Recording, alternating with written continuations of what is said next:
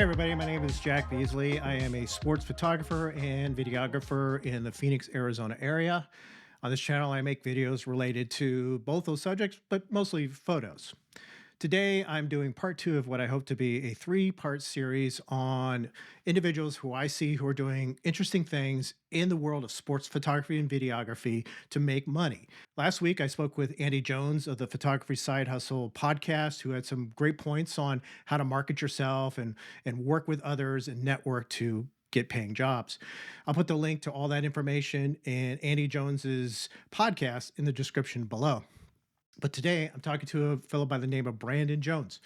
Brandon Jones is interesting. He's a young guy. He's only in his early 20s. He's had his business for only a couple years now, but he has substantially grown it. And it's been very impressive. I've seen him before. I contacted him. I've actually done some work with him.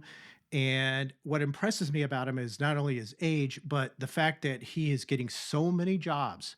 And he's made so many contacts in the local area as far as photo and video for sports that there's times where he has to hire up to 12 different freelancers to cover all the games that he's got going on, especially during the football season.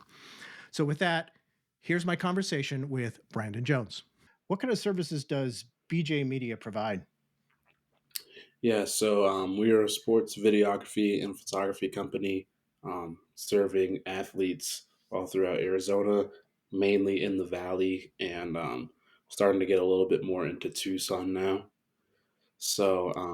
We mostly make highlight videos and take game photos for football, basketball, baseball, the main sports players, sometimes Yeah. full team. And now we're kind of getting a little bit more into the non-sports stuff, some lifestyle type videos, when teams are doing banquets and stuff like that. So definitely expanding more beyond sports and no, just looking for to fulfill any requests that clients are putting in and expand the business for sure.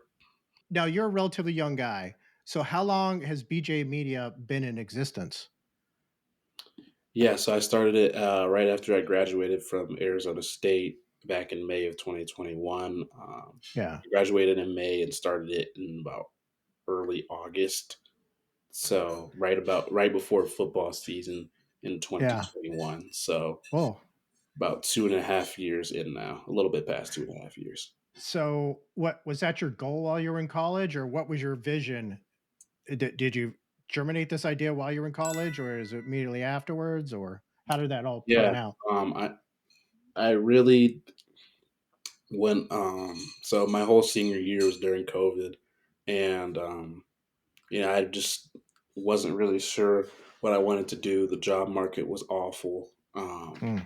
I had Yeah, I been doing gotcha. some camera stuff for internships, so I was like, you know what? Let me try messing around at some high school games, see if I could make any side hustle money. And sure enough, it started small and turned into what it is today. Well, yeah, I mean, it's only been a few years, and just from what I know of you, you've got several different photographers, videographers who you've got, on your list of people that you can call on to help you out to cover games, especially during the football season. Mhm. So that was pretty impressive. I guess leads me to my next question is how do you market your business? I see you are on socials quite a bit. Tell me about how you market BJ Media. Um, Kind of kill two birds with one stone. The biggest platform for us is definitely Twitter. Got 7,000 followers on Twitter versus under 4,000 on Instagram and 1,600 on TikTok. YouTube I don't really use. So Twitter is by far the biggest platform, and I'm every time we're doing videos, not only are we promoting the athletes, but that's another video for people to everyone's interacting, retweeting, hyping up the athlete, but it's also me showcasing my work with highlight videos, and it when we're making constant social media posts, especially when athletes have a good game, it's great for both me to get visibility as as our group as videographers and for myself as the editor. So that's the biggest part of marketing ourselves is really just posting our work. Um, Obviously, each year the work gets better. So typically, what I do during summertime is make sure the best work is on the page. I usually clear out a lot of the old posts that maybe are not up to par with my recent work. And I think the biggest thing running a business like this is being real with yourself and being able to realize when something may have been good work to your standards a year ago, but now is it meeting those standards? Probably not. So being real with yourself is really important. Oh yeah, I mean, my stuff from 3 years ago, I look at it, I go, it's okay." Um, and sometimes I even think about re-editing my stuff because that's usually the biggest change is my editing has improved over time. So, yeah, I get what you're saying right there. Now, you actually do an annual award ceremony for football season, do you not? Correct. How'd that get started? I've been doing a lot of under the radar athletes, and I said I'm trying to do something creative that maybe not other media outlets have done. Other media outlets they do awards, but they never do like a ceremony and give out physical trophies. It's usually they're just mailing certificates and making social media posts or broadcasting it on their shows or whatever media outlet it may be. So I decided, why not have like I guess my model for what I wanted the ceremony to be is like the ESPYS. Don't know if you Hmm. watch that every Yeah, July. yeah, I'm familiar. Yep. Yeah, they have best female athlete, best male athlete, play of the year. They have all these Right. different categories. So I have all these positional awards: offensive player of the year, defensive player of the year, coach of the year, etc. And each year, I'm just adding new awards to reach a bigger audience. And yeah, I think the most important piece with that is getting the reach with the more big time athletes. Um, it's great and all to do the under the cover guys, but it's Right. really when you have the top players in the state reaching out asking for videos and photos. That's what's really gonna get the views, get the notoriety, and the Yeah. engagement on social media as well. Yeah, I notice you're very engaged on Twitter. You make comments on a regular basis on various accounts and comments and who you think is up and coming and that kind of thing. So you're definitely out there and making yourself known to people. So I'm very actually very impressed by that. So we kind of talked about football a little bit. I tell you, for me, football is my most lucrative time of year, not only for my photography, for video, for YouTube. The fall season's the big one. I'm assuming you're going to say the same thing for your line of work, right? Yeah, I would say Yeah, probably about 50% of the revenue comes between late August and early December. yeah, Um, Football season is really what drives the boat, and then even during the off season, football is what drives the boat. With probably about another the other 30% of the revenue coming in from January through April with the Seventh Circuit and off right, season right. workouts and all that stuff. So Yep. I know you do both photo and video. Which one do you find is more lucrative? video, and it's not even close. Really? So what mostly are you doing as far as videos? What kind of type, what are athletes asking you for? It's 95% of it is just highlight videos. Yeah.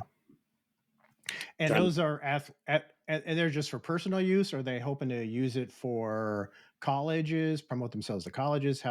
What are they asking for exactly? I would say a good chunk of it is just promoting themselves to college. I'm not making the fancy transitions and all that stuff. I'm kind of just doing hard cut edits that the colleges are looking for, and I think what a lot of videographers struggle for is finding their niche.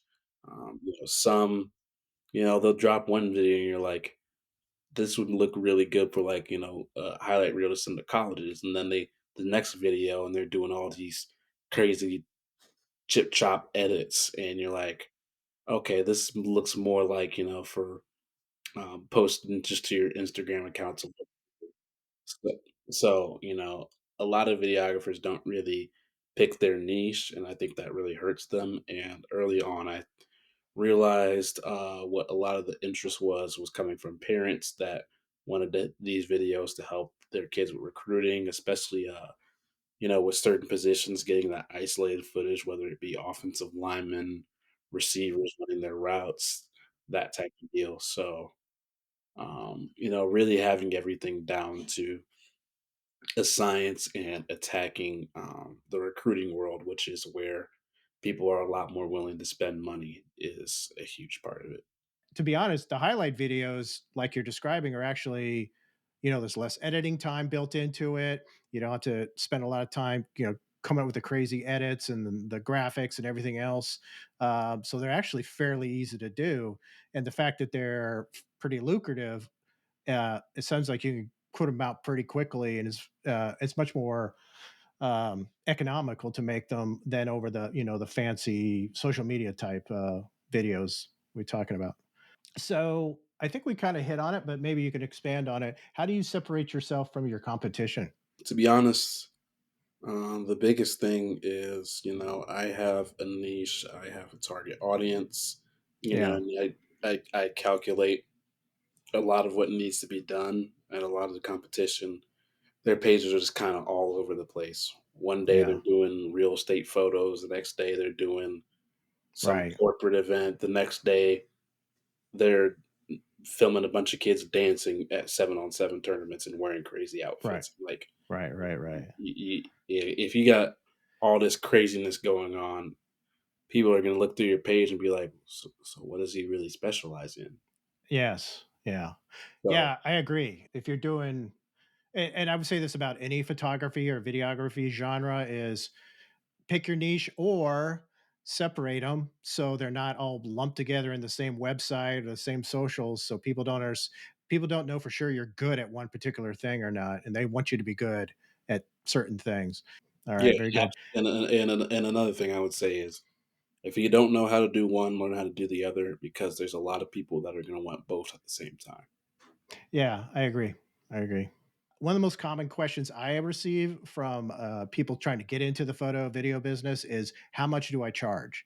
And that seems to be the big question everybody wants to know about. What is your philosophy on what you charge the customers depending on what the product is?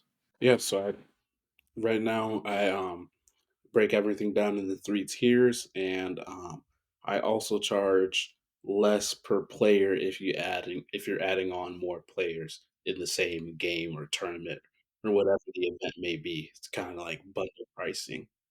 I have my bronze packages, which is like the bare minimum type of video. It's done by my less experienced interns. The editing turnaround is a lot longer, and it's kind of just the pricing where it's like, all right, it's so low that I know I'm not pricing out any demographic. And, Right. if they don't have the money to do a better package, they know they're at least getting some type of video. Yeah, sure. Makes sense. Then I have my middle tier, which is the silver package, which is probably the most popular one in terms of number of clients that choose the silver package. That's probably the highest one across all sports.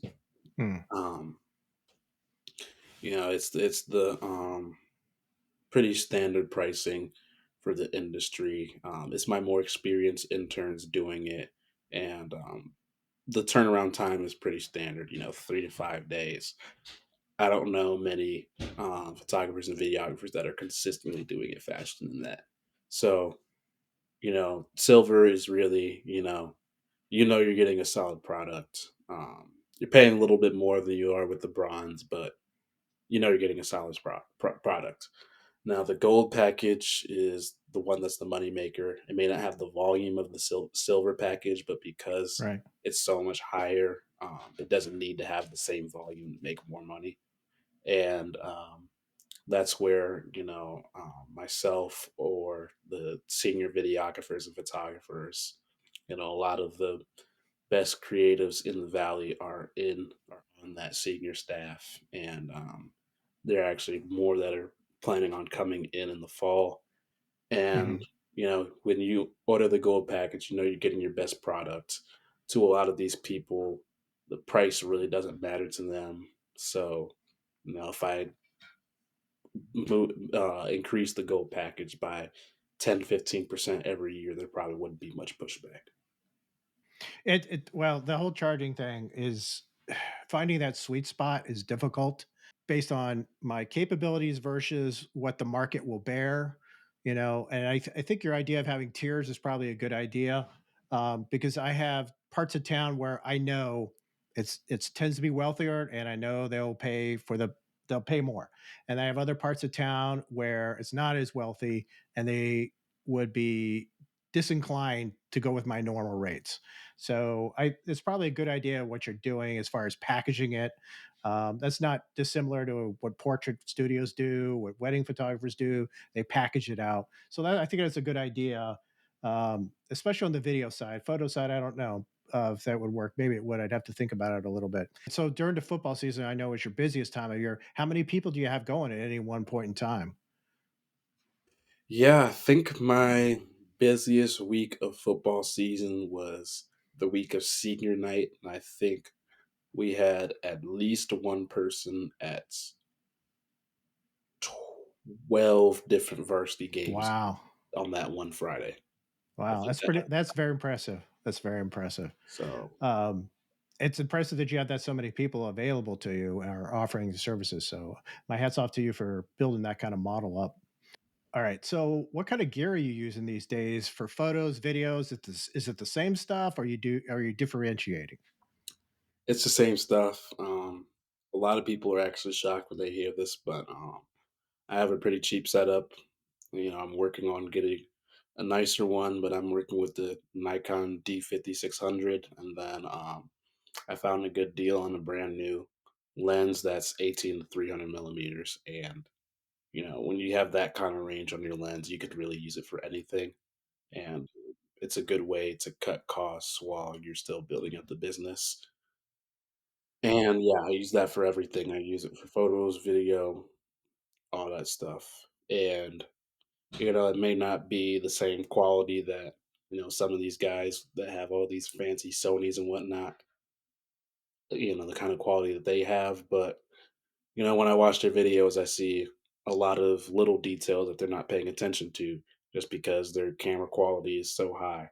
Um, so at the end of the day, yeah, you can have the 5, 10, 15, $20,000 camera setups, but if you're not paying attention to the little details, you're not real with yourself, and you're not improving every day with your videography skills. At the end of the day, the shooter matters more than what you're using. So I agree. I was pleasantly surprised coming from the still photo world that I could actually get away in video that the shutter speeds were so much lower that I didn't need the super expensive, f2.8 lenses, 400 millimeter f2.8 to shoot football at night. I actually, when I started working with you, I went out and bought myself a 100 to 400 f5.6, which was significantly cheaper and only this big, and then I could shoot the entire field basically. So it was nice to see that I could use less expensive gear for video, especially for nighttime or for any videography. So that was a pleasant surprise on my part coming from the photo world. yeah, most definitely. I think gear matters a lot more in the photo world than it does the video world. Not Yeah, that I'm saying it doesn't matter, but you got to be getting to a certain level of video skill before it's gonna changing cameras is gonna make a significant difference.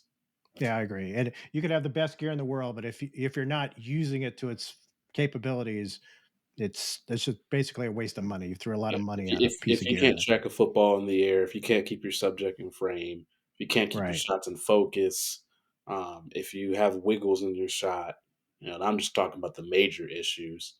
There's a Right. lot of Right. other little issues too. If you can't do any of those things, it doesn't make a difference whether you're shooting on a $500 Canon EOS Rebel or Right. a Sony FX30 that you spent $10,000 on. Right, Your right. videos just aren't going to look good. What advice would you give to someone who is looking to get into sports photo slash video, did brand new, just getting started? Maybe they're a college student, wanted to get started. What would you recommend they go out and get to get started? Um, find the cheapest camera setup that is still getting, decent enough quality. I wouldn't say go get the $500-600 setup, but maybe like 1,000 to 1,700, something like that. That's usually the sweet spot where it's a good starter camera. The quality is not going to be awful, but it's not going to be great either. And you can just learn how to optimize the quality by just becoming a better shooter. That's what I would say with equipment wise, and then in terms of how do they go from just being a beginner to maybe running their own business or working for a professional sports team or whatever. The biggest thing is repetitions, whether you're doing it with paid internships, unpaid internships, just showing up to games and doing that work on your own. It is really however you want to create that experience. I would definitely recommend looking in, at least at the beginning, looking into the smaller companies that are paying, whether it's minimum wage or it's good pay. Just look into those kind of opportunities because typically they don't have as competitive a pool of candidates, and then you work your way up to the bigger companies where you're going to get more visibility. Because as long as you're getting reps, that's what really matters. But if you can get paid while doing it, especially as a college kid where you're already broke, um, that's definitely a bonus. I would take a paid internship with a smaller company before I would take an unpaid internship with a bigger company, especially if you don't necessarily have the financial means to be taking an unpaid internship. I think you also saw you do some media days. Are you doing some more this year? Or Yeah, have you done that from the start, or did you recently add that? I started that year two. The very Yeah. first one I did was Cesar Chavez football. So year two, I did Cedar Chavez football and then Ironwood boys and girls basketball. I still actually did more media days this year than I had in year two. So you were talking to coaches, not like boosters. It was always coaches. Usually it's coaches. Very Yeah. rarely do I hear directly from the booster club. A lot of when it comes to hiring photographers and videographers, a lot of the time the coaches are going to want things how they want it. So they'll Hmm. look for the photographer or videographer, and then the boosters literally just sit there and write the checks. That's an interesting tactic because my experience has been the opposite. I always went after the boosters, and mostly that's maybe that's because I was a parent. So I was, my kids were in school and they were doing things. So I went and talked to the boosters because they were parents too, and said, Yeah, "Oh, by the way, I do sports photography and videography."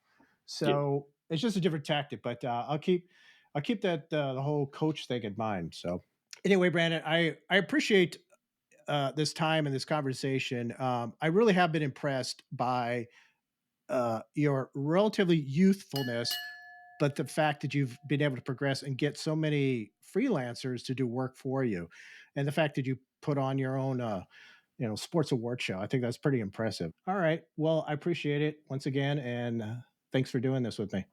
yeah. No problem. Have a good All rest of right. your evening. You too. Thanks, man. All right, Brandon. Thanks so much for being on the show with me. I appreciate it. You had some great tips, some great thoughts on getting started and how to network yourself and how to make money in the sports photo and video business. I really appreciate it. I'll link all of Brandon's information down in the description below if you want to go check out what he does, his website, and some of the services he provides. And if you remember my last video, this one right here, was with Andy Jones of the Photography Side Hustle podcast. I really recommend you check out Andy and his podcast. He's always got some good tips, especially for those who are just getting started in the photography business. And with that, thank you very much, and I'll see you the next time.